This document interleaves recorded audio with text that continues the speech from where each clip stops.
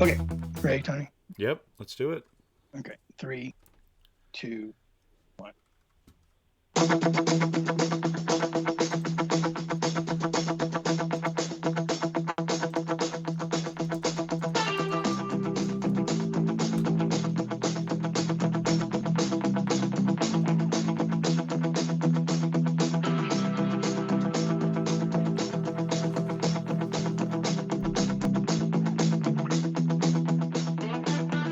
Welcome to another episode of Relics Radio.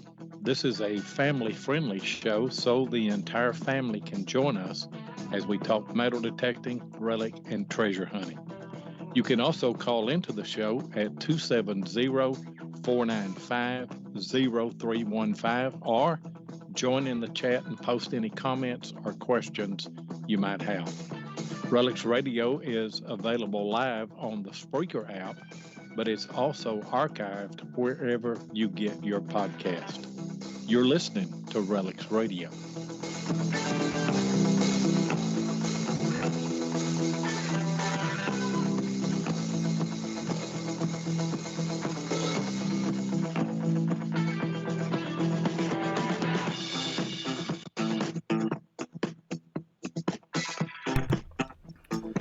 You know, you guys can see Tony and I right now. We both are doing the air drums to that intro, and we do it every week. I think. It's one thing you got to do. It's You just got to do it. yeah. Same with the outro, man. You got to play a little blues guitar. Oh, yeah. You know.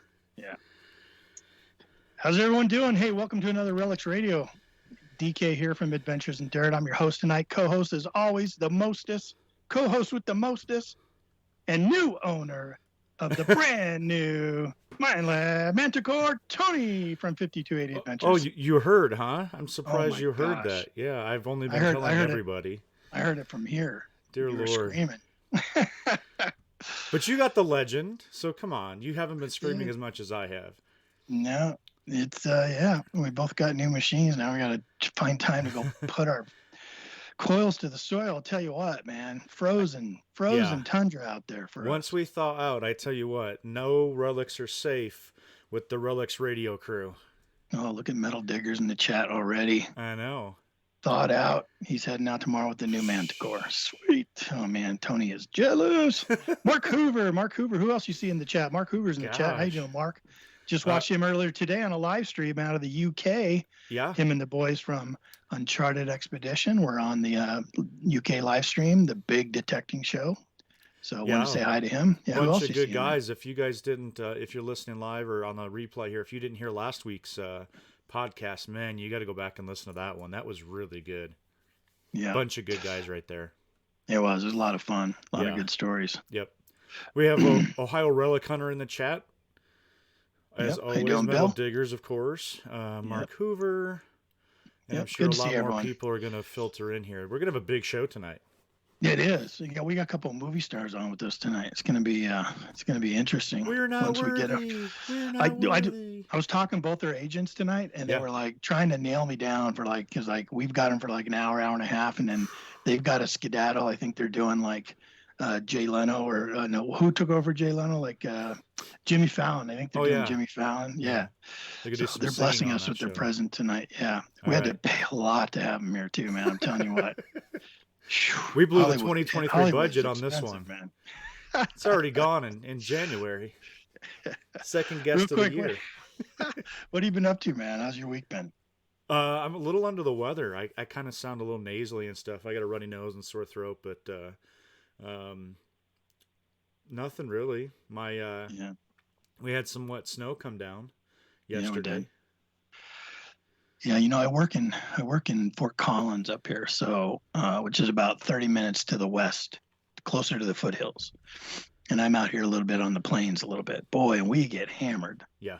Like my coworkers call me and say, how much snow did you get? I'm like, 6-7 inches. Like, we got a dusting. You know, I was like, man, come shovel my walk then, man. Get out here and show I was them what actually want. get this one real quick before we get started. I always have to bring up the chickens. It's just tradition. Of course. I'm out there 2 days ago before we got snow yesterday. I'm out there Tuesday. It is soppy. It is soupy. It's mushy. It's muddy. It's just garbage out there in the pasture, right? So what do? I go out. I get the shovel and I start. We still got tons of snow out here. I'm digging in the pasture, like walkways for these chickens, so they have new grass to get on and new areas to stand and stuff.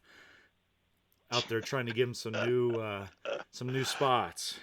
You love your chickens. Yeah, I do that with my dog too. My wife's like, honey, will you get out there and make him a little potty spot, Right. So dog's just so pampered, man. It's like, really?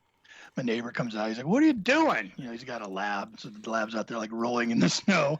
Here comes our little princess, walking out there like barely afraid to step in the snow. Crazy. So, hey, what were you doing the other night? I guess it was Wednesday night. Tuesday night. Tuesday night. Yeah. What were you doing Tuesday night? Let's see. I had to milk the pigs. I made dinner. And then there was a TV show I caught. I even caught it live. I didn't watch it on the replay or anything. I caught it live. It was something about an island. Yeah, those guys. Some spinoff, right? Yeah, some spinoff show. Yeah, Beyond Oak Come Island, on. man. It's been it's been great. Actually been a good spinoff. It really has been a good spinoff because I'm telling you what, if you watch some of those Beyond Oak Island episodes, they find a lot more on that show than they find in some of the other standard episodes. But they do. They do. It was great. I really enjoyed it. I had to sign up. My wife and I cut the cord a long time ago, so we don't have any cable system.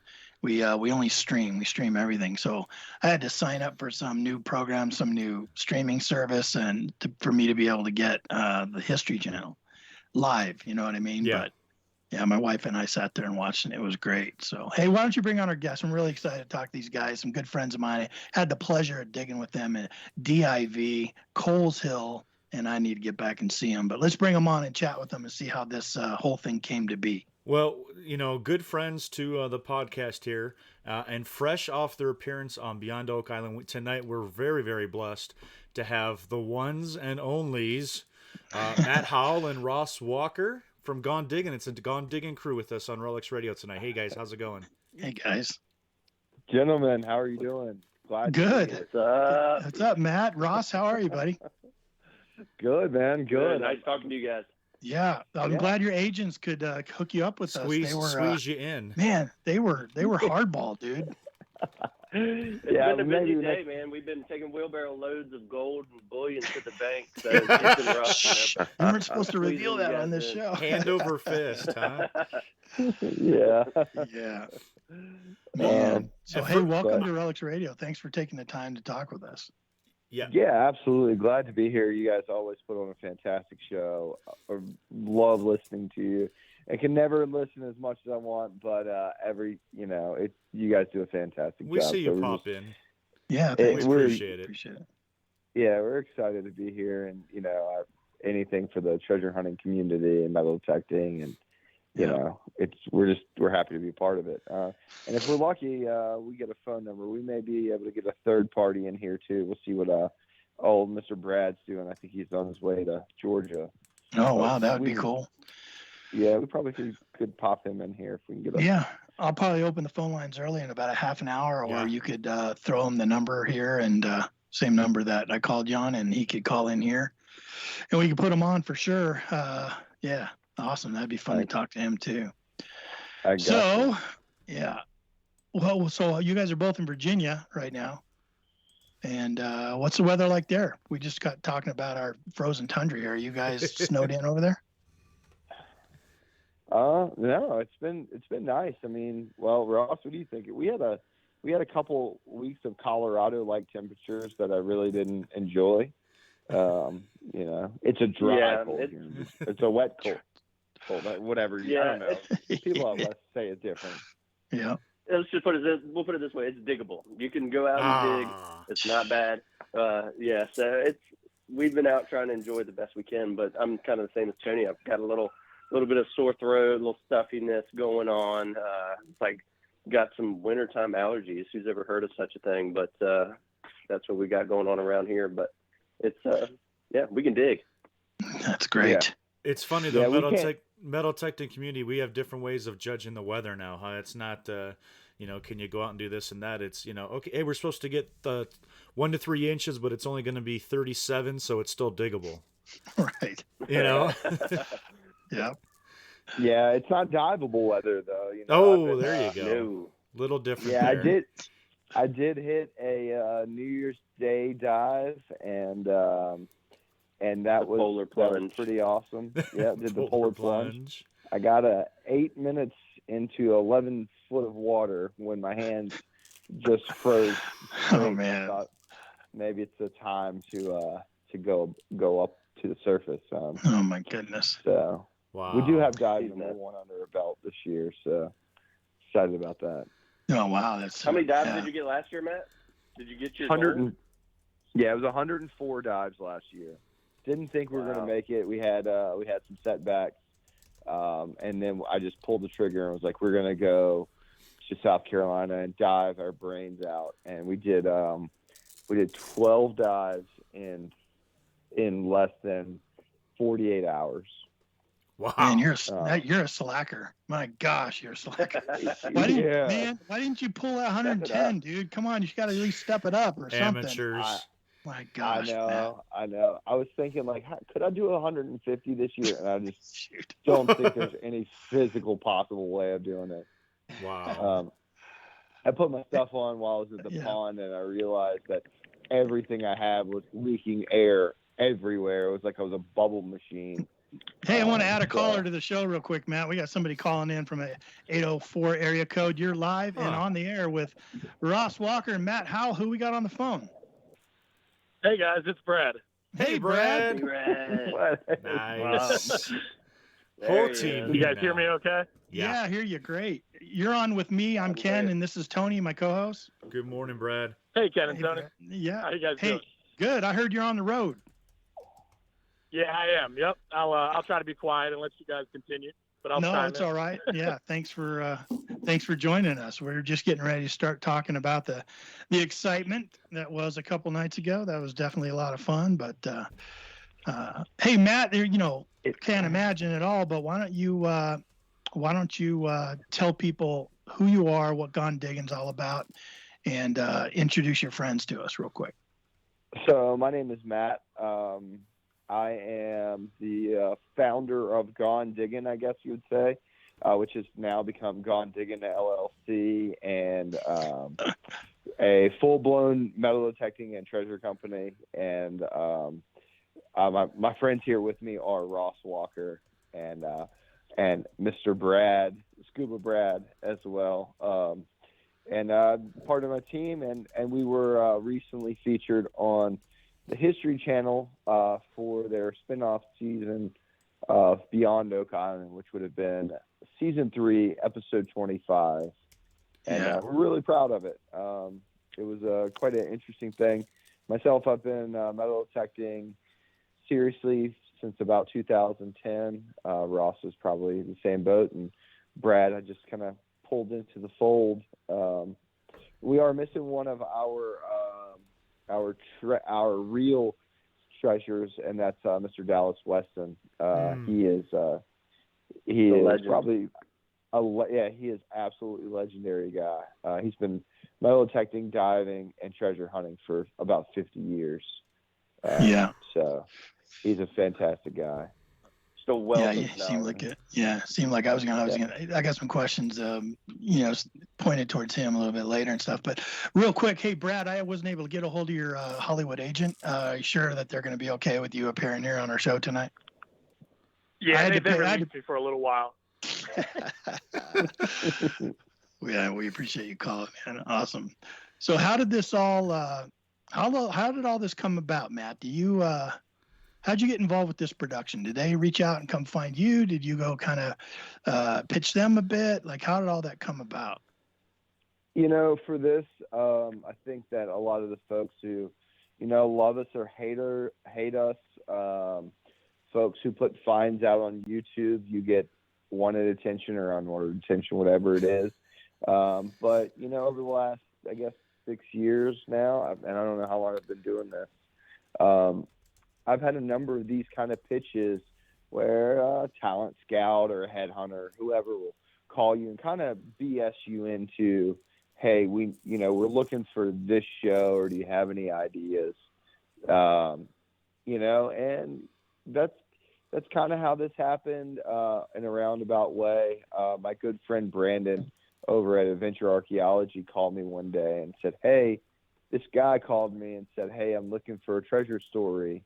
We chatted about it, but I just don't have what he's looking for. But I gave him your name, and I think you would be a good fit. Is it cool if he calls you? I said, sure, man. So he called me, and this gentleman actually is the overall producer for both Oak Island and Beyond Oak Island. So we called and we chatted. I had this idea that me and Ross had floated around with some other guys. What was that? Maybe 2 or 3 years ago? Yeah. Ross, yeah, definitely. Yeah, sorry. That was about 2 years ago. We sat down at the table. We pulled out that same map that was actually on the show, and we sat down and we started talking about going after this and exploring it. And that was our mission for that year. And, it's just absolutely blown up and gotten big. In your area of the country, with all the history you guys have there, has this legend been around for a while? It has. So the origin story of it is I found it in a newspaper. Like a lot of good stories, like you have to go back to the time of written word. And, what better time to find your quote unquote news than the newspaper of the early 1900s. There wasn't radio, or maybe there was radio, but it wasn't widely available to everyone. So the printed word, now that there was literacy among pretty much, a larger population, there were certainly folks that struggled with literacy, but the newspaper was the way to go. And what better place to look for something that you could possibly go out and find than the newspaper. I found crazy stories like Mrs. Jones' cart and mule fell into this body of water at this time.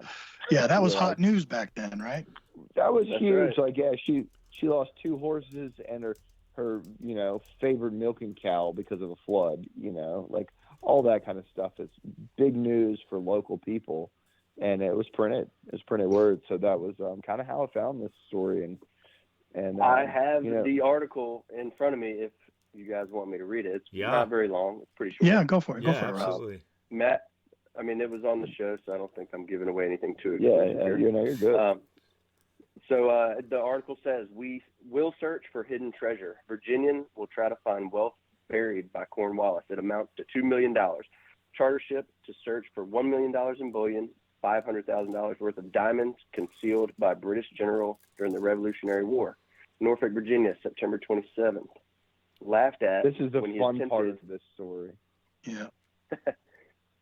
So he was laughed at when he attempted to interest local shipmasters in a proposed search for a sunken treasure chest in the York River.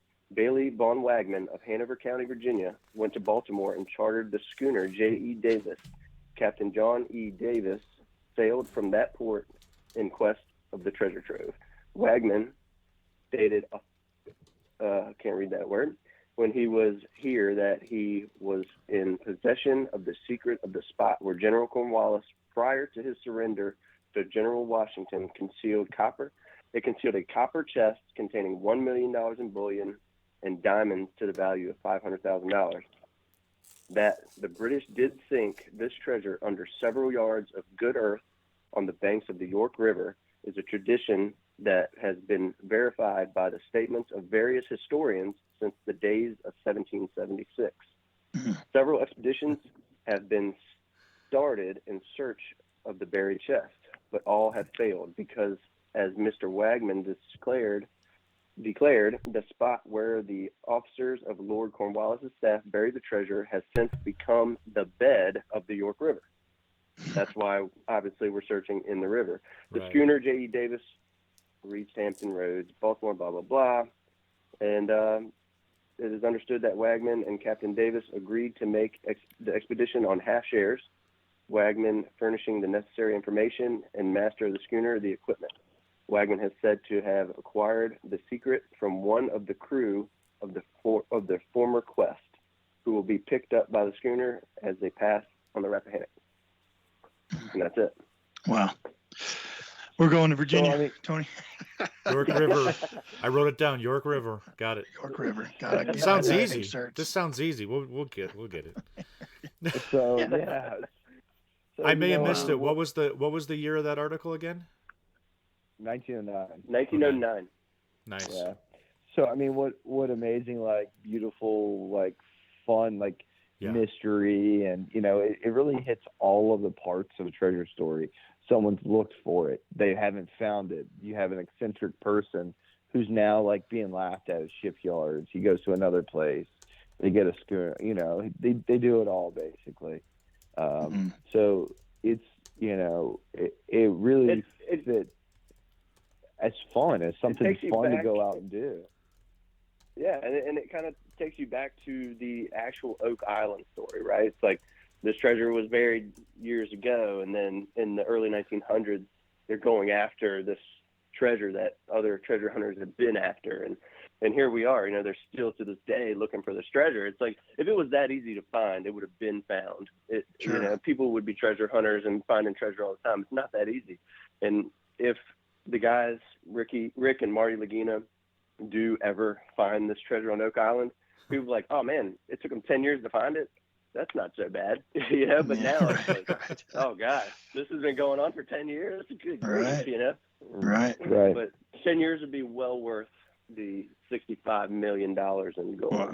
Yeah. Wow. Well, so the part of it too is, so I presented this idea, and we this isn't something that was new to us. I mean, that's the biggest part of this, is that this wasn't just like something that we have just been like, oh yeah, we'll just make up some sort of story. We've actively been looking for this, and it doesn't always show up in what we do, what we portray on the internet, because some things you kind of keep a little closer to your heart than others, right? Yeah.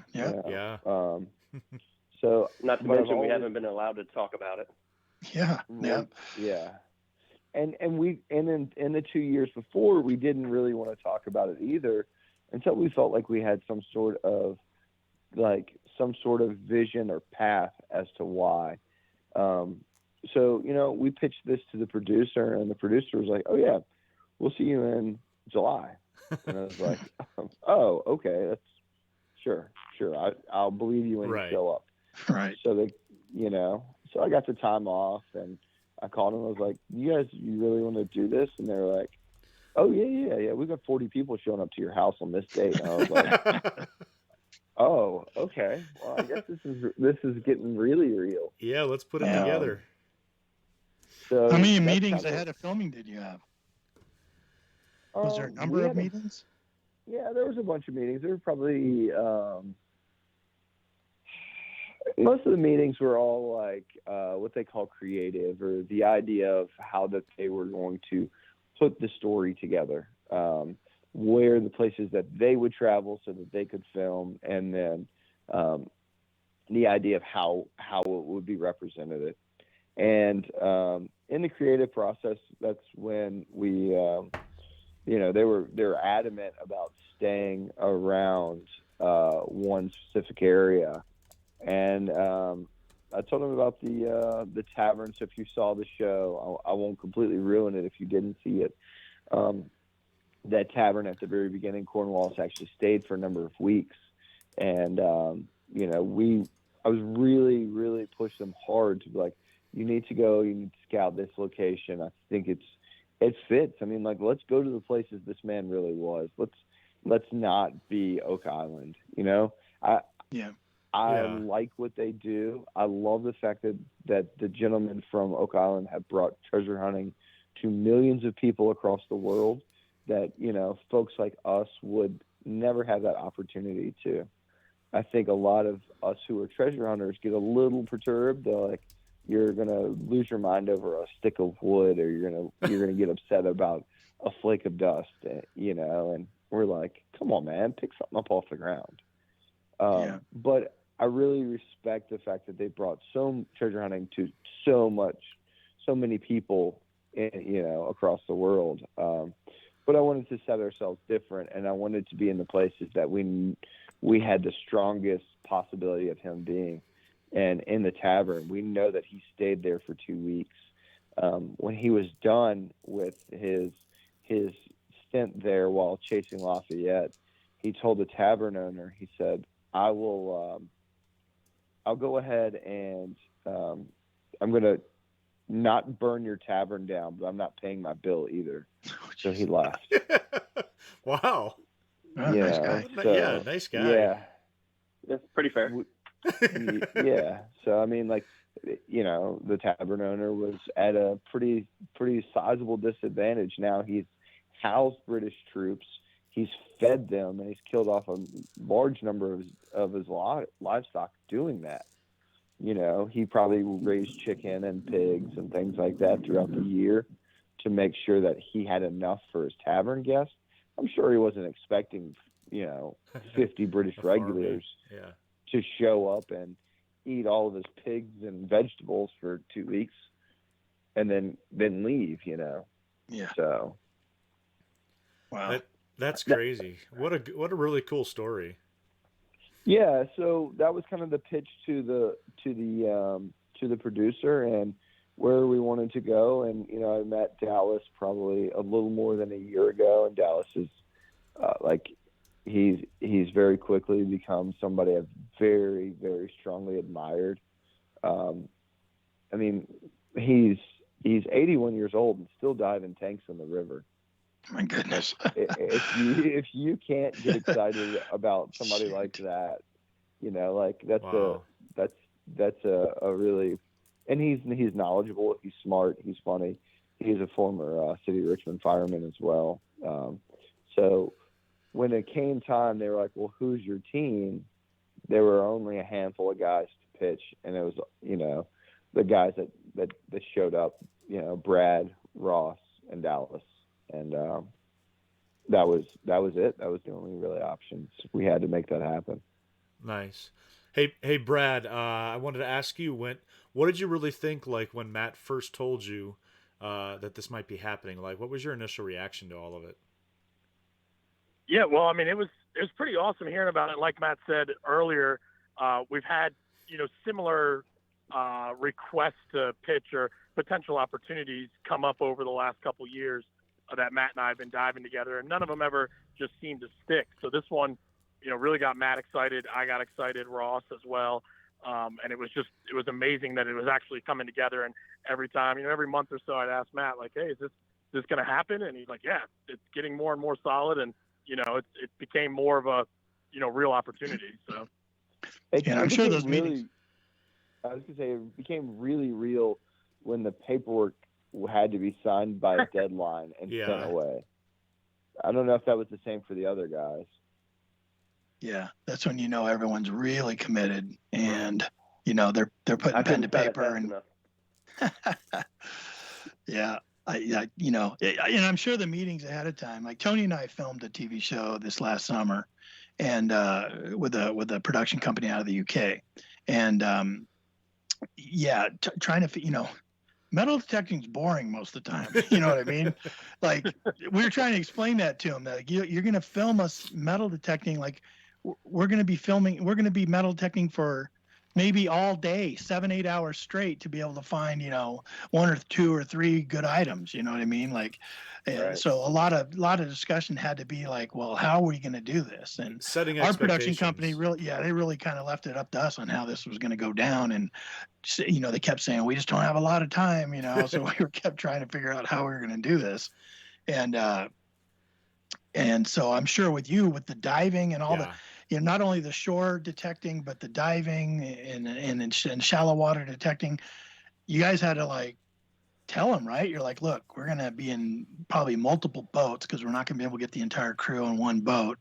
There's probably going to be a chase boat. There's probably going to be, you know, you're going to have to find a way of capturing video underwater, and then there's communication going on. And like the logistics to me are why I think are so interesting of this. Like, and I don't know how much you guys are bound by a non-disclosure agreement or anything to talk about production techniques and stuff, but man, like, how did all that come about? Like, first, how big was the crew? Did they really show up with 45 people? I think in total, so we had 3 rolling cameras plus the cameras on our helmets, and so 2 cameras. So we had 2 producers. I mean, we had 1 DP, 3 cameramen, an audio guy. I mean, we were running probably 2 audio guys for one day. I mean, it was day number 1 was, you know, we had got together a game plan of things that we really wanted to look for. And, you know, it's funny, I'm kind of reading some of the comments as we go. My friend Buckle Boy said you could have always planted items talking about the production you were on. And, you know, that's the thing that we didn't want to, we set straight off with the production company. You know, they were like, hey, you know, how solid is this? And I was like, you guys don't have to worry about it. And they were like, well, and I was like, no, straight up, no. That's not who I am. That's not who I want to represent in the treasure company. We're in community. We're not going to find things that are unnatural. Yeah. As much as there was a lot more metal detecting on the bank that y'all didn't see because we didn't find anything. There was a lot of footage, a whole lot that we did, and it just wasn't TV worthy because we didn't find anything. And the only thing that you did see was me griping about a shotgun shell. You know? Isn't it amazing, Ross? Like how much filming they do to use minutes of footage. You know what I mean? Like we filmed all day on our show, and like we had like 5-6 minutes, 10 minutes. It's amazing, right? Like just how much they capture to pull the little bits out. Yeah, but that was all real. There's nothing faked about that. That's just how it went down. Right. But we know from our own people, from us, like our experiences, that you can feel it, right? Like we all know there are internet groups out there dedicated to finding fake planted stuff, and you can see the videos online that you go, they're just not that excited about it. And, like, it's just not worth it. Like, there's no TV show on earth that is going to give me enough money to put anything in the water to make it, so they have better content, like we create videos so that we have stuff to share in the future. And if we don't find anything, but we have fun, we're going to make a video. That's part of life, Right. Yeah. And it's pretty interesting as, there were a couple of times that in that episode, particularly when I came up, I was just like fist pumping, like losing my mind because like, you guys saw the water conditions. The water conditions are rough. You don't know what you're getting down there. You can feel shapes and you have a hint, or you can jam it. You can put it on your mask and hope to see what you're going to get. So I couldn't believe the conditions. Yeah.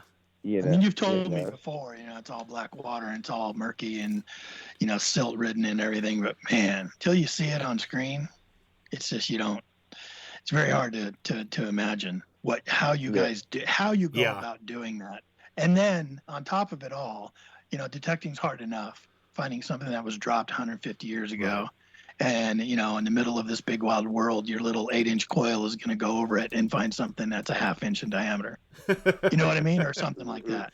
And then, but then take away your eyesight, right, and take away all your other senses, and you're just going by touch and feel and sound of your pinpointer, and That is some rough detecting, bud. Imagine trying to do that like tell you. on land. I mean, you always say you find a something extremely tiny, a cut, whatever, or, whatever type of relic you find in this entire field. You're like, it's like a needle in a haystack, right? I'm wandering 3 acres of land. I find this small little thing. Well, yeah. Now try go and do that and close your eyes, and not have that sight to walk through the field. That's what they're doing in that water there. That's just insane. It's amazing. And try not to get blown downriver. Blown downriver, caught in the trees. Okay. Well, hey, Brad, I'm glad you brought that up. So I know you guys wear weights and stuff, but how else do you just wear enough weights that the current is not going to take you and you have to add weight if you find you're in a current that's too strong? Is that how that works? Yep. We've got to be a little careful. We are probably overweighted compared to a normal diving situation, but we do have to be, aware of potential fines and weight that we could bring up as well and make sure we have enough, ability to get back up to the surface. But otherwise, we're hanging on to the bottom. A lot of times we keep a fairly large screwdriver in one hand and, we might have it stuck in the sand or whatever it may be while we're metal detecting with our other hand. So it can be a little dicey depending on the conditions and what tide. And there's a lot going on. Let's put it this way. Gavin, the director of photography, guy from Australia, coolest person you ever meet in your entire life. He does all the Shark Week filming. He's dove the Etosha. He's dove off Cape Cod. He's got like 3,000 dives under his belt. And he went down with Matt and Brad. And when he came up, he was like, "You guys are just nuts. Y'all are absolutely nuts." He was like, "I called my friends from overseas and told them, and they were like, 'Man, these guys are insane.' He's like, 'You just take crazy and insane and put it in a sandwich, and you guys just eat it up.' He's like, 'It's just unreal.'" Yeah. You guys ever get hit by like debris floating down the river, like above your head or anything? Is that ever a concern? What we find that typically is the biggest concern for us. We've done some salvage work and some stuff like that, but gill nets from fishing where you have where fishermen are trying to catch bait and then they catch a bigger catfish that pulls a gill net away. A lot of monofilament entanglement hazards like that, and then we wear helmets traditionally for running into logs or trees, stuff like that. Occasionally, in a really heavy current, if we go down and dive South Carolina, you can get like big balls of grass that just kind of cover you up, and you got to fish it off your face. Wow. But those were kind of all the same kind of things that I proposed to the production company that we were going to experience, and they were just like, "Oh yeah, we can handle all that stuff." And then when the days came, they were just like, scrambling a bit. Yeah, well, and then don't forget, it's going to be 100 degrees. Right. Just that. I mean, just that. Yeah. My gosh. Mm-hmm. Yeah. Crazy. Like, do you think they were really taken back by like what you guys actually do? And they were like, well, what do you mean you can't see down there? Like, well, how are we going to get any footage if we can't see what you guys are doing down there? Like, did you get any comments from the editor after the fact? Like, well, all your footage is just like snowy brown stuff, Yeah, I'm sure you showed them footage and stuff, Yeah, we got some feedback, for the locations and stuff like that. But they were really taken back at just the whole idea of it. I mean, like when we were going out the first day, there was this torrential microburst of rain, and the main producer was like, "We can't film in this." And literally 100 yards behind all the boats is bright and sunny, and we're sitting in it's the cartoon character that has a little rain cloud that follows him around. That's what I felt. Linus. Yeah, so they're just like, we can't film in this. I was like, well, you're gonna deal with it, it's so much unpredictable stuff, and to actually see the product of how it turned out is, it's pretty interesting. And probably like you guys, we felt like we had some pretty firm control of where we went and what we did and how we did it. But the interesting part is, you have no control over which directions the cameras go, right, and which way the drones fly, and what words they say on screen, and or how they're going to edit. How they're going to edit, right? yeah. They're going to make us look like a bunch of goons. Yeah. Or, are we going to get a little bit of a hero shot? Right.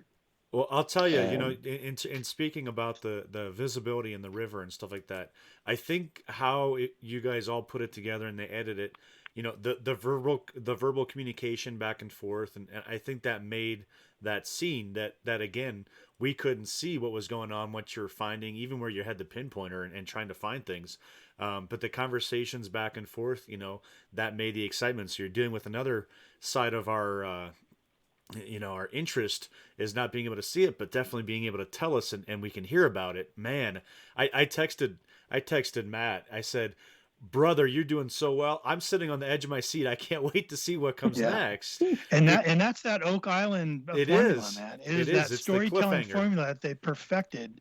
And I'm glad that, and Matt, I think you and I talked about ahead of time, depending on how they were going to do the edit, it was going to really depend on how things turned out. Yeah. And it was like, man, I was so happy for you guys because I think it really came off well. So that it was, serious treasure hunters looking for serious fabled treasure out there. And, there was danger, there was excitement, there was discovery, there was history, they captured all that while also preserving their Oak Island come along editing style. You know what I mean? It was really great. I had a good time with it. Yeah, I mean, I really enjoyed that, and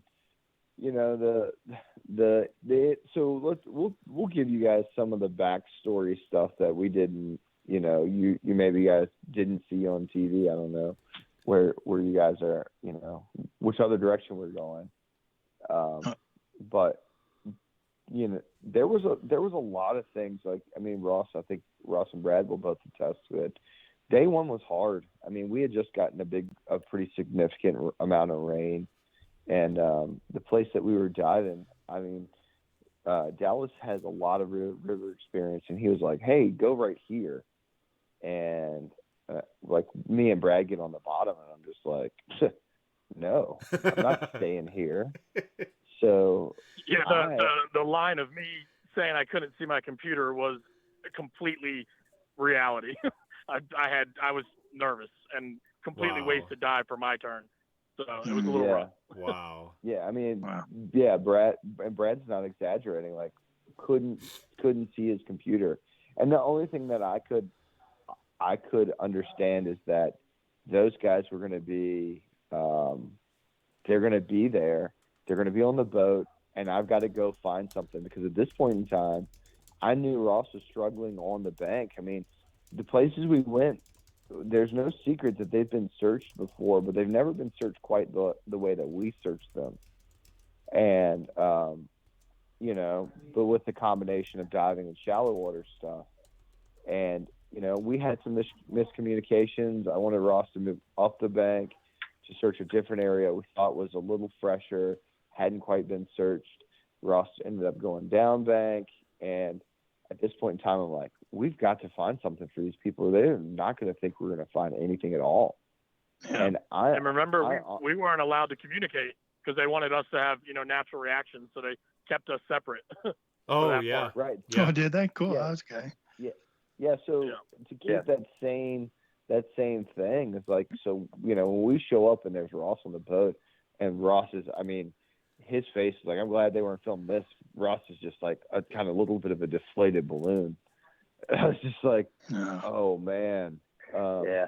But yeah, we got disappointing. nothing for you. Normally when we go out, I can squeeze something out. I can get in there and really, really work hard, and I can try and find something. But I was struggling trying to get where I wanted to go. The sound guy, when I'd get a little too deep, whoa, hold on, that's a $2,000 mic you got on. You're getting it wet. Get back up. So oh no. I couldn't go deep.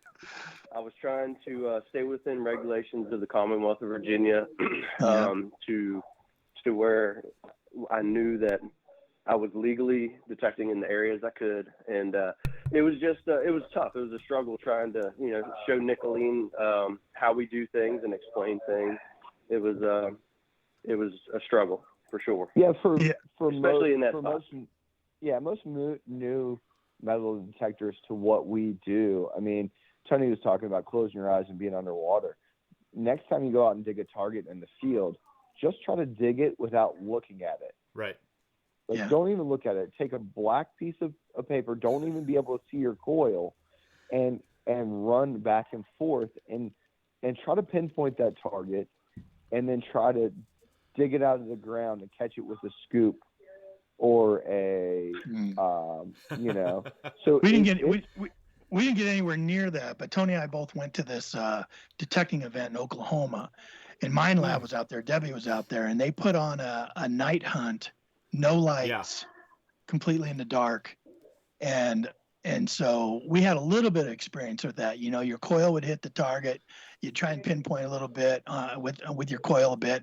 And then you get down there with your hand digger and you just start digging, and, you're trying to feel for it. You're trying to find it. You could use your pinpointer with no light on. So that definitely helped you.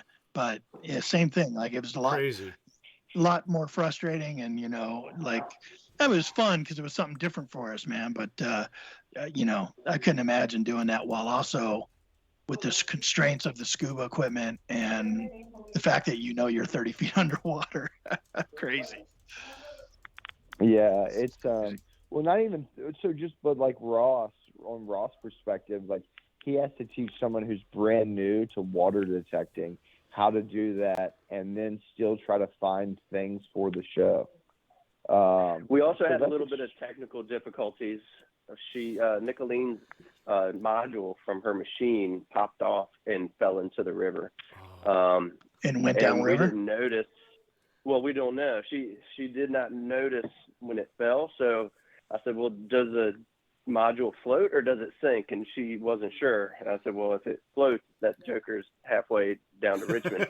But if it's sunk, we can try and find it. Right. And we spent about 2 hours trying to find it, and with no avail. Never did. Yeah. Wow. We only had 4 hours of shore digging, and we spent 2 hours trying to locate a module. How did she get involved with the production, if you don't mind me asking?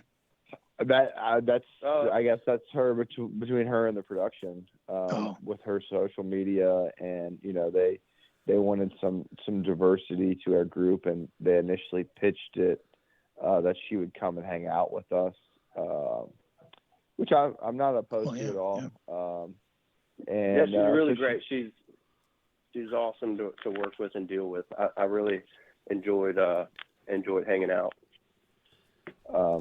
Yeah, and Ross definitely had a lot more time in the boat with her and talking. So it was it's a challenging environment for us, let alone someone who doesn't have that experience. Yeah. So that was quite. I mean, that day I did quite possibly one of the most difficult things I've ever done on a river. I went down from I just flat bombed into about 35 feet of water, like surface to 35 feet in about 3 seconds. And then I underswam the entire river, making it down to about 55 feet, and then coming back up on the other side, which is a good quarter-mile swim. Wow. To try to get into back where I thought a better concentration of relics should have been. And then we actually ended up finding a number of relics that, again, weren't even shown in production. Yeah. Yeah. Yeah. We understand that. We understand that. Yeah. Yeah. We found a number of targets, and I think they only showed like 2 for each of the celebrities Tony and I were with. So what we had done is we had gone ahead of the production for 2 hours, went out there and metal detected, Tony and I, ahead of the production company. And we stuck flags into targets that we would dig. And, being detectorists, these are targets. They sounded good. They didn't sound like the trash targets that were around them. We kind of knew what we were after as far as the type of targets that would be good in that type of condition. And we flagged them so that when the production company would get there, we could say, look, here's some concentrations of targets that Tony and I, if we were just out here having a good time detecting, we would go dig them. But we didn't dig them. And you guys can, that way we can save time and send the celebrities over there and kind of, dig them and see what they are. And there was, majority of the targets were trash or, couldn't find them. They were too small or whatever. But that's they don't show any, they barely show any of that. And then they barely showed some of the good targets we did find, So Right. what percentage of targets that you guys found that they actually showed, do you think? And was it 90-10 or? 10%. Oh man, I would even say it was lower than that. Really? Wow.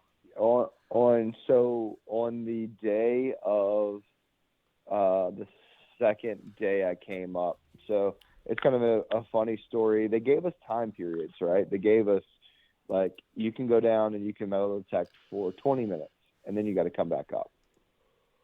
And Brad will laugh at this because Brad was on the boat and I was underwater. And I came up at 20 minutes like I was supposed to. Yeah, so Brad comes down and I look at my watch and I am like, I'm in the place that made the most sense of everywhere we'd been that I know. Like this now we're on the second day. Me and Dallas had previously looked for this place multiple times, 3, 4, 5 times. Never found it, never found evidence of it. We get down into the bottom and I'm like, bam, we're here. We know and this is again another place that we know Cornwallis was. He was documented being there, burning the storehouses, making sure they fell in the river. And finally I found it. And by some miracle, I found it on this production company, being there filming the entire time. And I go down and they're like, all right, 20 minutes. And I was like, I look at my watch and like 25 minutes. I said, we're not playing these games. Like, these people are going to have to use an anchor to hook me off the bottom of this river. Get a gaffing hook. We'll get them off the bottom. Yeah, shoot. Yeah. But you couldn't leave it, man. You had to find stuff. You had to do it. I mean, We made it clear to him he I wasn't coming up. because the production company don't get it. I mean, there's like, they're on a different time schedule. They're not on treasure hunter, metal detectors, diver time. You know what I mean? They're just like, come up so we can do some other stuff so that we're not bored and we're not just standing around. You know what I mean? Like, no. We're going to spend some time on the bottom of this water. You know what I mean? This river. That's what we're looking for. So when you finally came up, you're like, dude. He came up holding some 1700s bottles is what he came up holding. Oh my God. He was like, look at these. Yeah. No way. Was that near the brick area? Yeah, it was. Okay. It was. And Dallas had been there a number of times looking for glass. Seasoned treasure hunters had been in that area looking for glass, and none of them had found it. So on the end of the very last dive, I came to the top, and they were like, "This is about lunchtime," and I'm absolutely losing my mind. And they were like, "Oh, union break."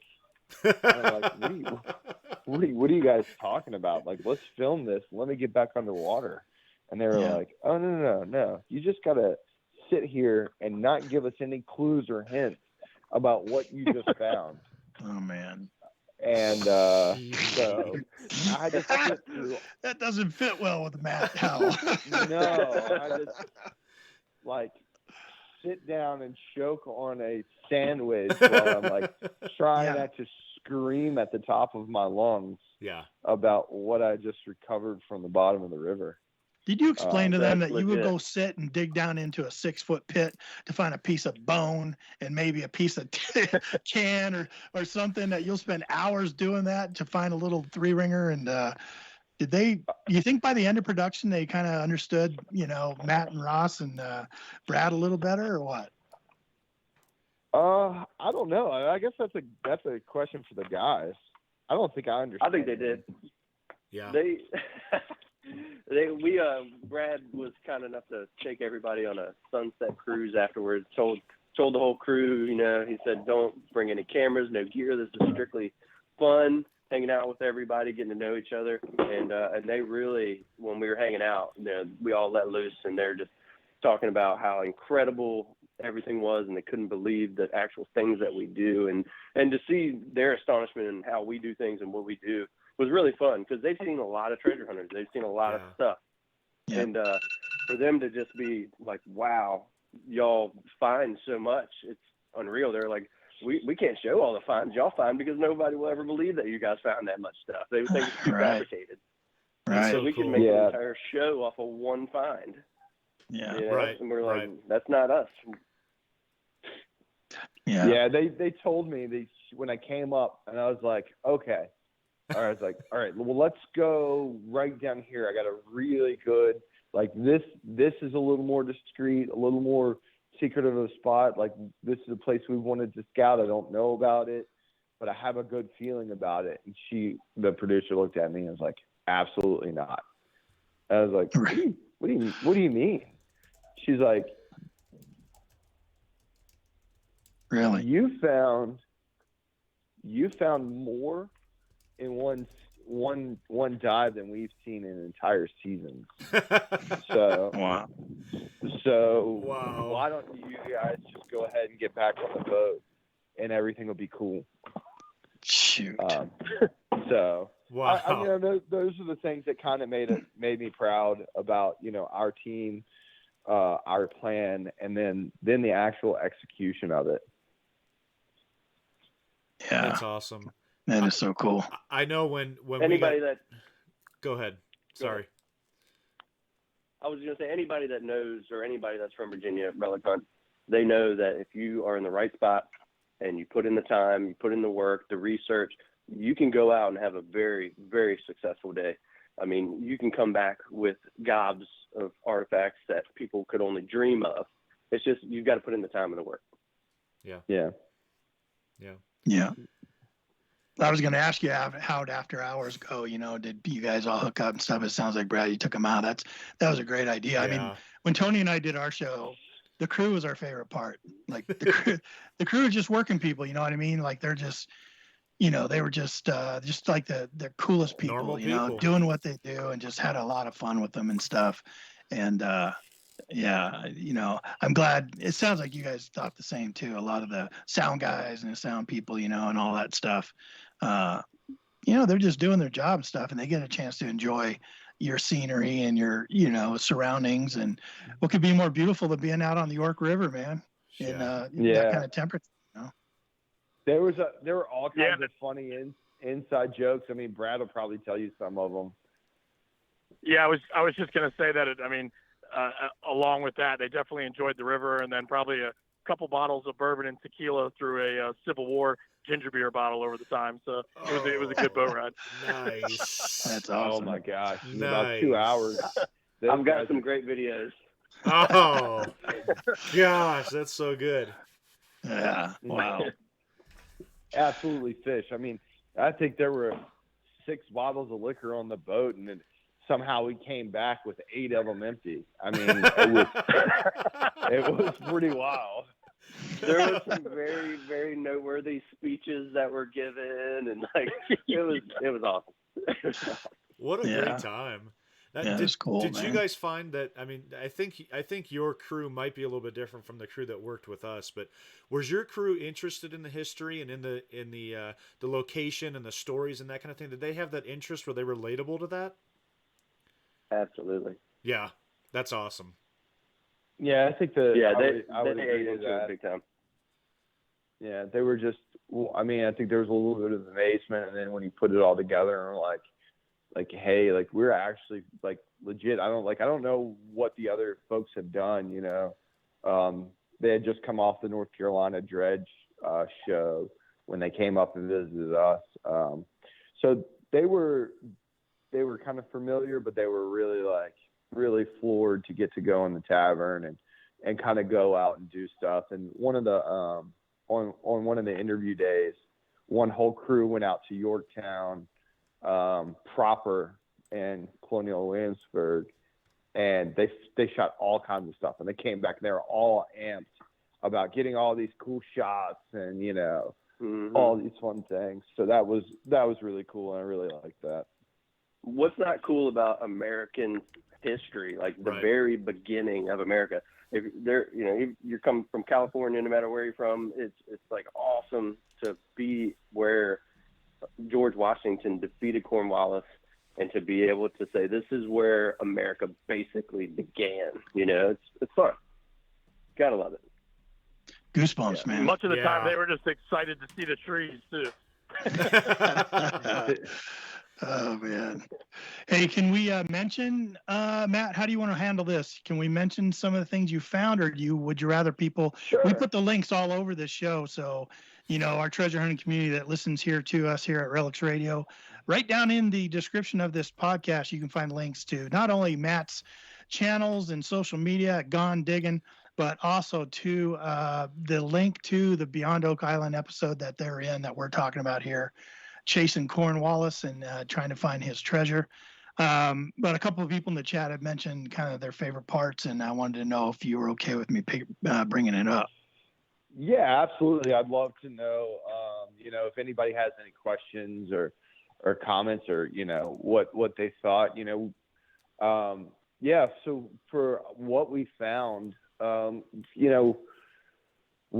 have it sitting in front of me. We found a lot of neat items that would relate to colonial occupation. Broken shoe buckles, a number of flat buttons, some really decorative ones. But the cool part to me for the whole show. So this is a spoiler alert if you're listening and you haven't seen the show. Is we found two. Let me get it right, Ross. What is it? Liberty Cap large cents. You got it right? Found two of them. We found two, and they were side by side, and it was probably highly likely that they came out of the same pocket of the same person. But so that puts obviously they're post-revolution. Now they're 1793 to 1796. Right. And the cool part about that is, I knew of a little bit of the town history that we were looking for. I had the expectation that, I knew what had happened there. I just didn't know, I knew why the town ceased to exist. I just didn't know the time period. But it just went to show that these were now truly the first real Americans living in a remote part of Virginia that had just suffered, less than a dozen years before the wrath of the British. And now we're really Americans working and living in this port. So that, to me, that was one of the coolest parts. That's great. I think it was Mark earlier talked about, thought the bricks was just an amazing find on their own. Just to come across that, not only that, but the number of them you found, the bricks were on their own, just a great discovery. Yeah, it's just super cool. I mean, and then, for some backstory for everybody else listening, I've since used what information we've gathered to start building a very rough map of where we believe the dock site is, where the buildings entered the water. We're really starting to map and try to get a real grasp or understanding of this, this place. So I'm looking forward to the next year, even if we can just go and map it better. You got to put the pieces of the puzzle together to be able to find the ultimate goal, which is the treasure, obviously. So if we can put these pieces together and we can follow these footsteps, ultimately it's going to help us in the long run. Yeah, absolutely. Exciting story, man. I know Tony and I are, we can relate big time. We've got treasure legends here that him and I are both involved in, and same type of thing, Matt. You go out and you do metal detecting videos and you show some of the stuff you find, and you might not necessarily always talk about the backstories and stuff that are kind of surrounding you. Maybe a story for another time, but it's always exciting when you know, 'cause I'm a big treasure hunter too, man. I was chasing that Forrest Fenn treasure forever, and I just love treasure legends, man. They're just great. And like you said, when you find old newspaper articles and old recounts of certain things, I mean, it gets in your blood, man. Just gets in your blood. Yeah, I mean, it's just Amen. exciting, and there's nothing more about it. You know, so I think that there's definitely more to it. You know, I don't know if we talked about it earlier. Our point of view is that Cornwallis didn't actually bury a chest of gold and diamonds as the reported story goes. Our point of view is that he buried actually spoils of war, things that he had stolen or pillaged from the colonists. You know, that's kind of our point of view. Why would Cornwallis have diamonds as reported in the story? That makes no sense at all. There is precedent that says that many British did actually bury treasure chests. Ross found a recovered strong box in New York. Yeah, it was actually found in New York in the river, the exact same chest that's described in this article, a copper iron-bound chest. Recovered, and it was with a bunch of British coins, gold coins, silver. Wow. So, you know, that gives you some truth behind it. And some other questions I always get is, well, why would he bury it? You know, like, why would he bury it when he's about to fortify? The reason we believe that he would bury it because he knows his days are numbered. He knows that George Washington is on his tail. He knows that he's got to fortify Yorktown, and he's going to send his best, most loyal officers to go bury this chest out of sight near like what Matt said, near some kind of place that he can remember or know where he can come back to, because he doesn't want to fund the rebel cause. He doesn't want to fund George Washington's troops. They hadn't been paid in months, right? Yeah. So why would he give them $1.5 million back then in all this gold to help fund their cause? So he's going to bury it and come back later and get it. Yeah. I mean, it makes sense to us in this day and age, right? Yeah. Thinking about it and trying to put ourselves in his head and his mind. Hey, tell you what, we're going to open the phone lines real quick. If you're out there listening in, you want to call in and talk to Matt, Brad, and Ross, tell you what, let's call into the show at area code 270-495-0315. Go ahead and give us a call. We'll put you on the air. You can ask your questions, and we'd love to hear from you. It's been a great show so far, guys. Like, it's really exciting. I know my wife and I really had a great time watching and, you know, following this story and seeing how they, you know, I'm a student. Ever since I started making videos, I'm a big student of, you know, how they put things together.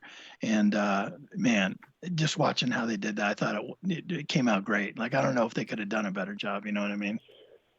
But, you know, we were thinking about it. We were talking about it last night together. It's funny. We did a watch party for friends and family, stuff like that. And I had a gentleman who I wasn't familiar with started asking questions.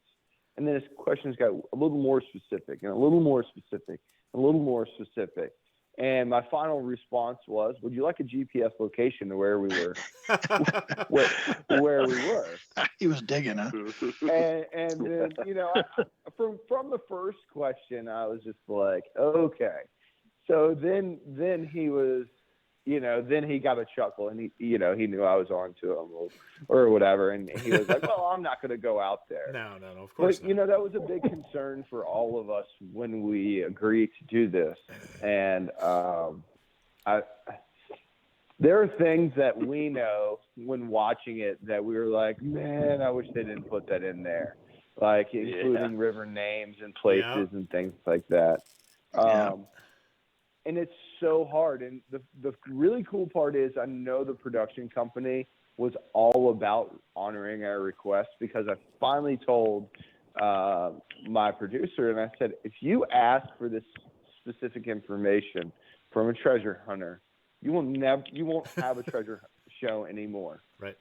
And she was like, well, I was like, you realize nobody's going to come on and do this, right? And she's like, I know.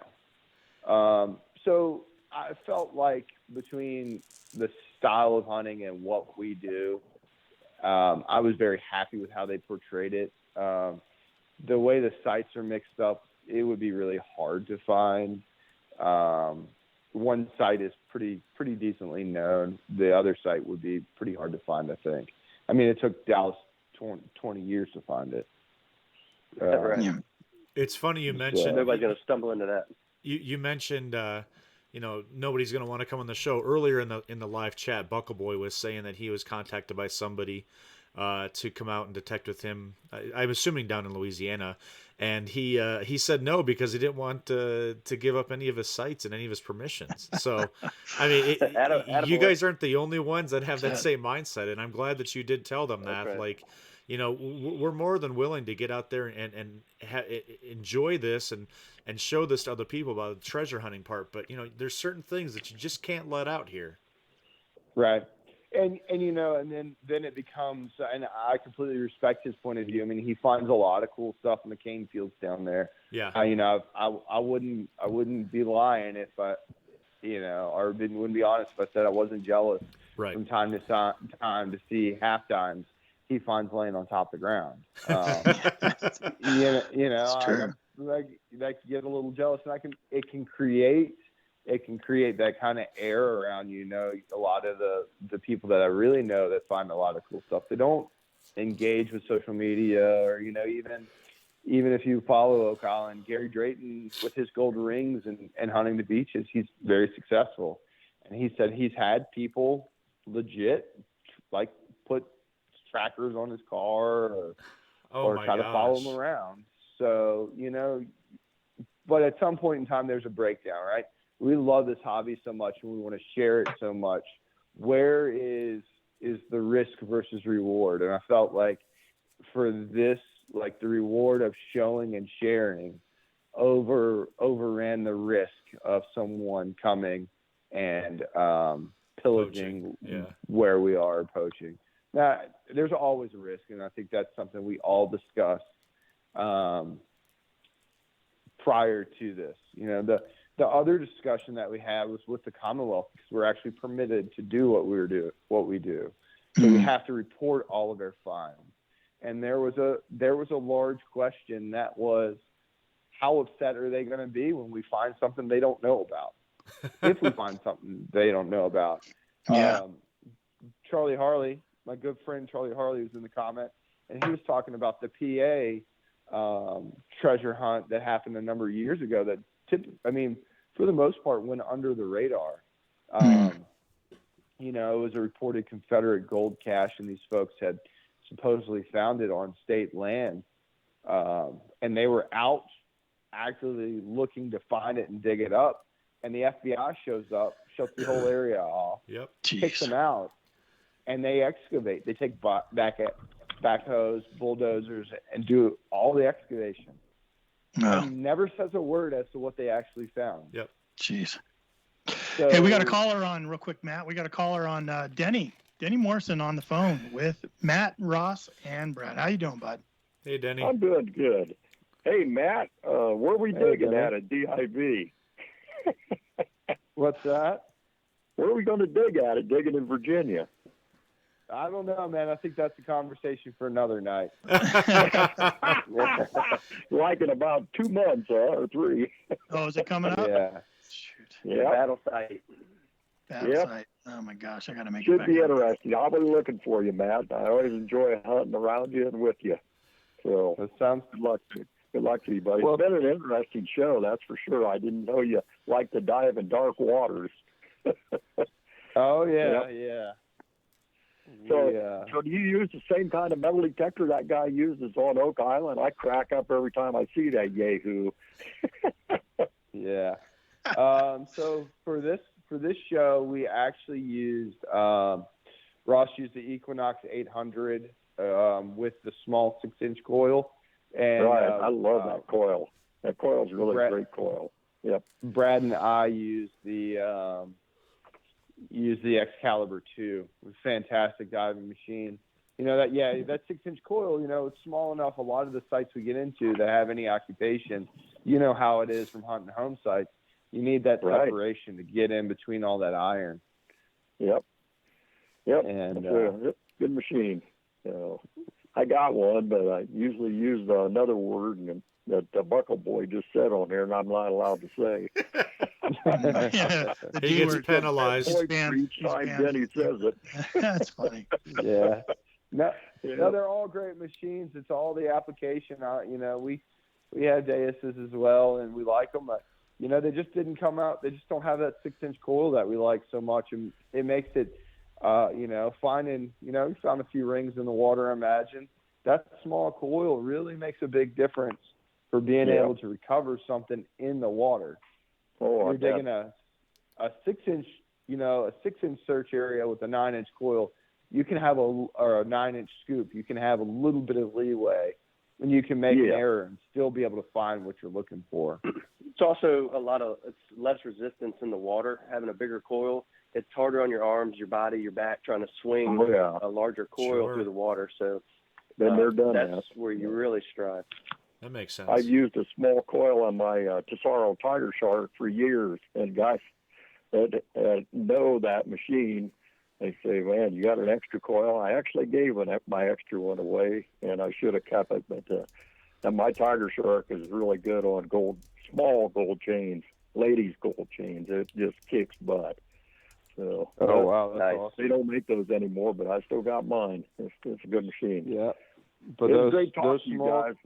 Yep. Pardon me? Appreciate you calling in. Thanks, Denny. All right, talk to you all Thanks, later. Dennis. Bye. Thanks, Denny. Have a good night. Yep.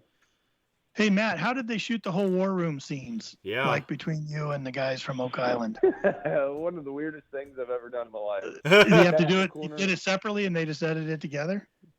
Yeah, that's kind of the basic gist of it. Without giving away their production, there's some production secret stuff they didn't want me to like talk about, but without giving that away, yeah, it was. There was a lot of movie magic in that. I'll say that. Nice. I'm glad we put that question in there. That's great. Yeah. Which Very, you have to imagine that. Of course, there's a yeah, lot no, of it's movie magic assumed. going on. I mean, it's things have to happen. They got to bring the story along, and right. it is an offshoot of the Oak Island show. So I just think it's a great offshoot. Like it's a great spinoff. Because they're taking a look at other treasure hunters, other types of treasure hunting, and that's always a good thing. Oak Island did its job and brought a lot of attention, like you said earlier, Matt, to the general community about treasure hunting, and then this offshoot show, this spinoff is, I think it's doing some good stuff. Yeah, it's just Absolutely. I think of the negative press because I think we're all treasure hunters, we're all history lovers, relic hunters, whatever you want to call us. And, I've been around KG and Ringy a couple times, and those are really, really stellar dudes. And I think, for the Oak Island stuff and some of the more hardcore metal detector folks, they have a hard time with TV shows. And I get it, right? Like, there's somebody out there, we all watched that American Digger show with Rick Savage, where everything was planted, everything was fake. It was boom, baby, and all these over the top things, right? And we all cringed at those things. Yeah. And even KG and Ringy, even though they're really great dudes, we all have a little hard time, of the nectar, their own language that they speak, because that's how they dug for so long together. But in the end, we all have to look at it and say they're bringing awareness to something that we like to do, and maybe one day down the line, it may mean that I get to knock on the door and somebody go, "Hey, I saw that on TV. Yeah, you can go out in my yard." Right. Yeah. And that's all I really hope for. I really. Everybody has their own personality, their own quirks, what they like to watch on TV, what they don't like to watch. For us, I just hope that we brought the most educational experience to the metal detecting community in the best light as possible. Yeah. Since the show, I've had one person reach out to me asking me, how do I get involved? How do I get a metal detector? What do I do? This is so cool. And I've seen on other comments where we've shared everything. They're like, this is cool. You've inspired me. I'm going to go get a metal detector. What's a low-grade metal detector that's good to get started with? Like, you're inspiring people. So, that's great. Yeah, some people get cringy when it comes to TV shows, but you also got the people that you're inspiring to get into the hobby. Yeah. Well, that's great, man. I'm glad that happened to you, man, because that's all you can hope for, I know with Tony and I being involved, and I'm sure, Matt, with you too, part of the reason why we're involved in the community and putting ourselves out there on social media is to bring awareness to the community that, look, there's all kinds of treasure hunting you can do. There's all kinds of fun you can have with this hobby. You can get out, you can discover history, you can discover exercise, you can discover camaraderie, you can discover treasures. You can discover all this stuff, and you can decide how you want to do your treasure hunting and how you want to do your hobby. You know what I mean? Right. And the more people get into it, I think the better. I know that you have others that maybe don't think that way and think, oh, you keep people out of it because then all the stuff's disappearing fast anyways, and just you know what I mean. But what are we going to do? I mean, I think this is an enjoyable hobby, and I think more people need to know about it for sure. And Tony, you had somebody reach out to you based on our appearance, right? Yeah. Didn't you have somebody reach out to you from the UK or something? I did. I actually got it was a message through Facebook and says, hey guys, it's great to see you on the TV over here in UK. And he started talking about how he'd visited Colorado at one point. And then he sent me a picture of his TV, and it's paused on a part where we were on the show. I mean, that to me was like, that's really cool that he watched it, sought me out, reached out to me, and just said, that it's kind of cool to see you on this show. Yeah, that's awesome. And I must say that you four guys looked pretty decked out in your Gone Diggin gear. You guys look sharp, man. You guys look sharp. Brand awareness. That's right. Now, let me ask you, because Tony and I had the same situation with our deal. Did you have to clear that? We did. Yeah, we did. So I talked to the producer and said, hey, I know you guys aren't brand, like you don't want to see Nike swooshes or whatever. And I was like, what about our own stuff that represents us so that we look different from everyone else? And they were like, yeah, we're okay with that. Nice. And I was like, so I sent them what I had, and they were like, yeah, that's perfectly fine. It's your own brand. You're not infringing on anybody. And then I looked at Brad. I was like, they said we can do it. So we're ripping stickers. We're ripping stickers off of everything. I'm surprised the whole truck wasn't covered in stickers. Do you bring shirts and stuff for the crew and then Maddie and? Yeah. We gave out some parting gifts and some thank yous as we went along, and they were more than happy about that. So they really were, receptive to that. That hat that I'm wearing in the show was actually the producer's, because day one that nobody got to see any footage of us metal detecting, I got absolutely burnt in 100 degrees. And they were like, we cannot allow you to not have a hat on because you're just going to get third-degree burns. And Ross came off the water looking like a human lobster. And Nicolene's looking at him like, you dummy. Like, she wears that big old hat, She's probably looking at you like, man, where's your hat? They wouldn't let me wear my hat because it had another brand on it. So the producer was like, well, hey, at least I finally get to have something of mine on camera. So he let me wear his hat. Yeah. Tony and I wore our gear. Each one of us had our YouTube channels, sweatshirts on during the show. And I don't know that we really asked about it. We may have asked the assistant producer. We're like, hey, you think this would be cool? And he's like, yeah, I don't see why not. Yeah. So we're like, all right, well, at least we talked to somebody. Yeah, that ask for permission or kind of thing. Yeah. Wow. Yeah. We're getting towards the end here. What? I'll start with you, Brad. What was your biggest? Oh, hey, you know what? Actually, we got another caller on the line. Copper Joe. Sorry to keep you holding so long, Joe. bud. Are you on with us? Yeah. How are you guys? Good. Hey, I'll give you a couple of minutes. Sorry for that, man. I forgot to pick you up here. Okay.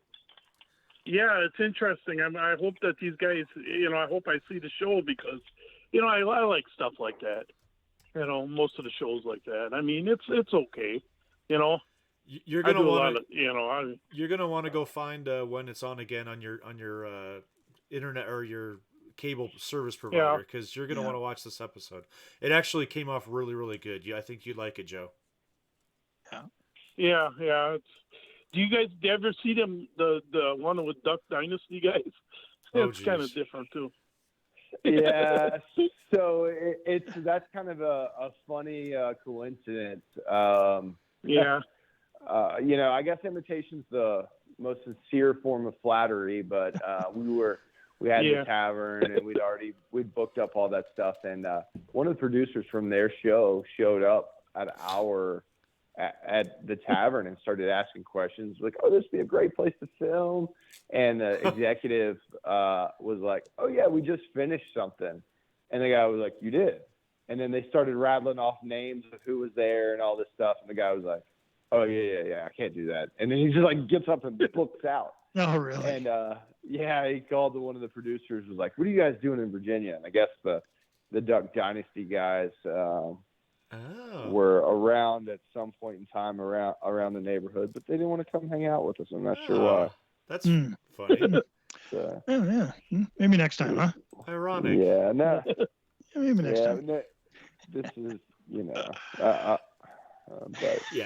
you'll leave it there. So we'll leave it there.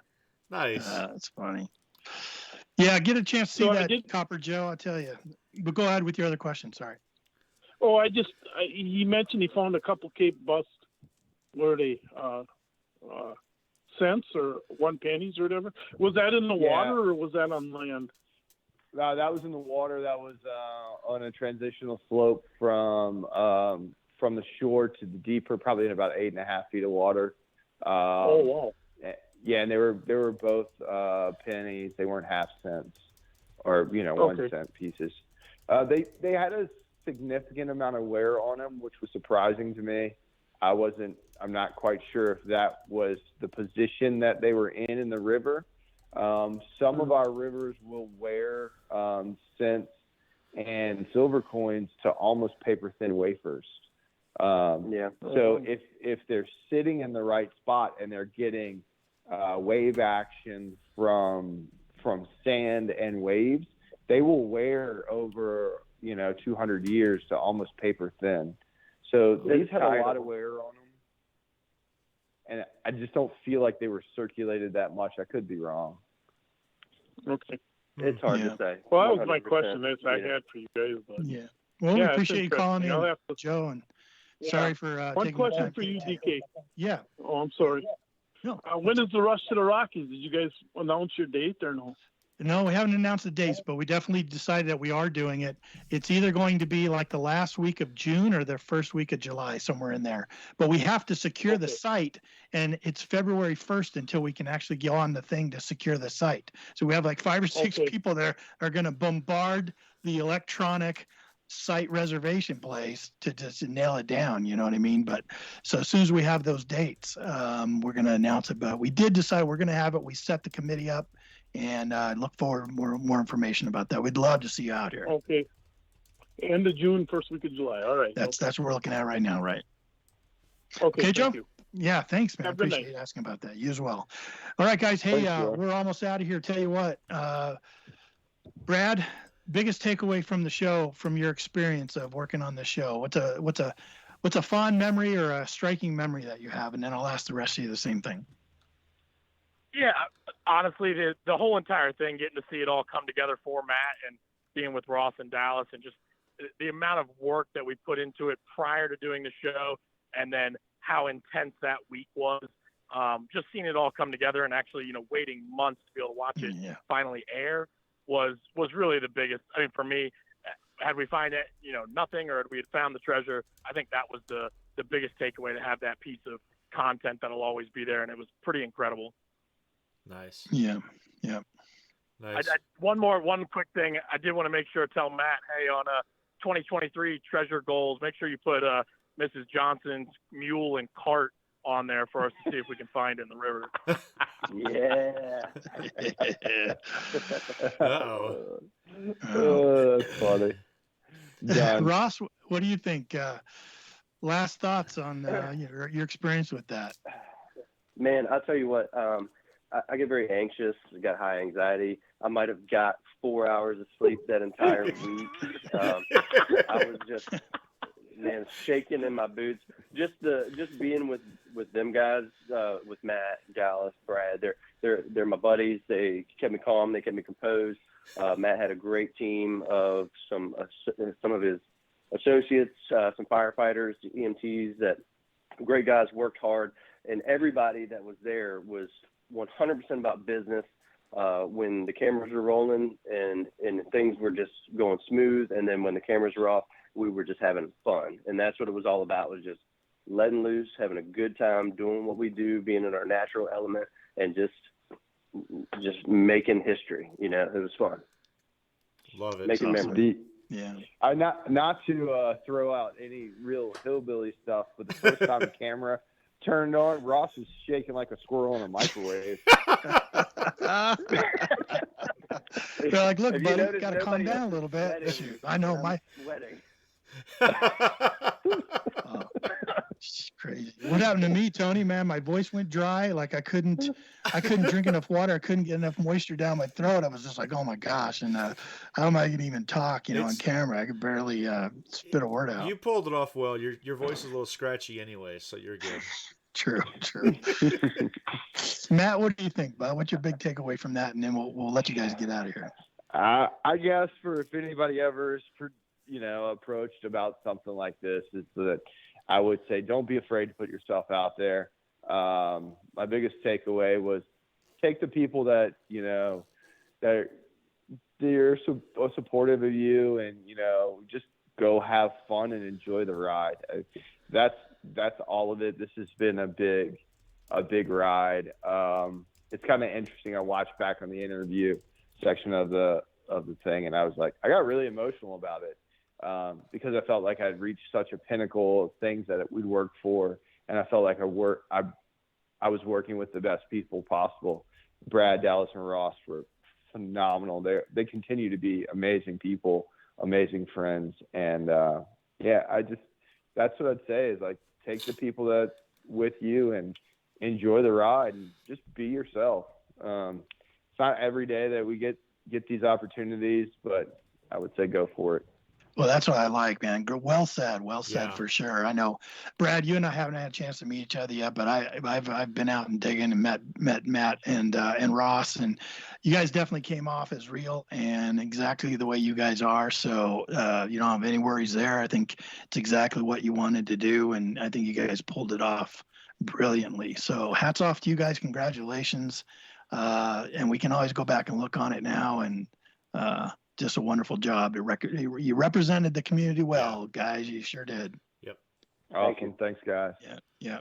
Hey, we're gonna ask you to Really hang out appreciate after the you guys. music. We can say our goodbyes after the outro music if you're okay. If you have to go, we understand. You can go ahead and hang up as we start playing the music. But last words, Tony. What do you got?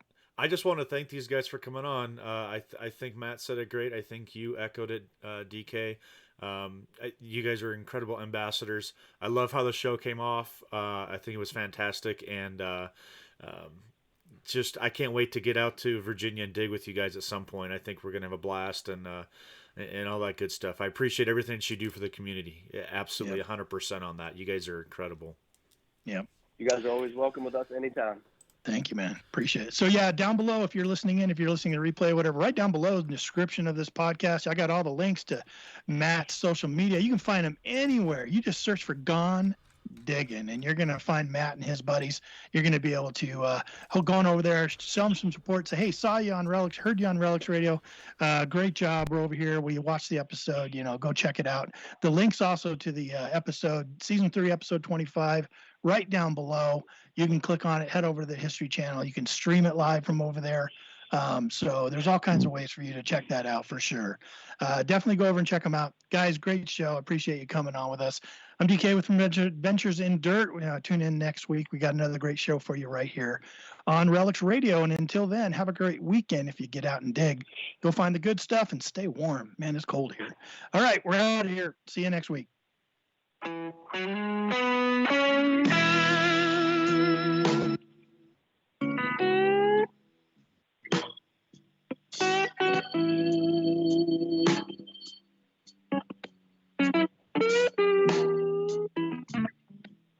Thank you so much for joining us tonight on Relics Radio.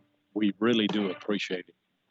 Be sure and join us live each Thursday night at 8 o'clock Eastern here on Spreaker, or you can catch the archive show at Relics Radio on Spreaker, iHeartRadio, iTunes, Apple Podcast, and many other podcast outlets. Please take a minute and hit the like button, and be sure that you follow us so that you'll get notifications of all of our upcoming broadcasts. Be sure and visit Diggin' with Seven and Adventures in Dirt on YouTube, and check out the Relics Radio Facebook group page. If you'd like to get in touch with us, then send an email to relicsradio@outlook.com. We'd love to hear from you. We hope that you will join us next Thursday night, and until then, get out there and dig some history.